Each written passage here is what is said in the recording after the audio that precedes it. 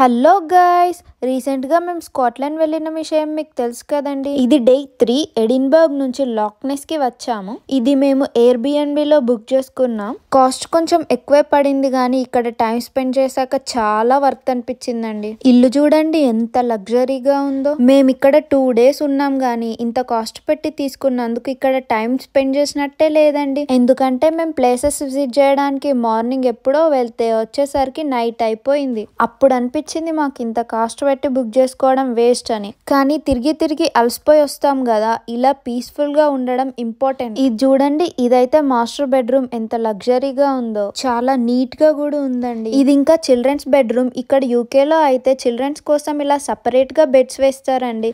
దీన్ని అయితే సోనా అని అంటారంట. నాకైతే చాలా కొత్తగా అనిపించింది. ఇది స్టీమ్ బాత్ చేయడానికంట. ఇంకా ఇక్కడ హాట్ బాత్ టబ్ కూడా ఉంది. మాకైతే ఎక్కువ టైం లేక మేమైతే స్పెండ్ చేయలేకపోయాం. ఈ ఇంట్లో మాకు నచ్చిన విషయం ఏంటంటే వ్యూ పాయింట్స్ చాలా బాగున్నాయండి. ఎటు నుంచి చూసినా వ్యూ పాయింట్స్ మాత్రం కనిపిస్తున్నాయి. డోర్ ఓపెన్ చేయగానే మౌంటైన్స్. చాలా పీస్ఫుల్ గా ఉంది. నాకైతే అక్కడ నుంచి రాబుద్ది కాలే, కానీ తప్పదు కదా, రావాలి. ఈ వీడియో మీకు నచ్చితే do like, subscribe to our channel.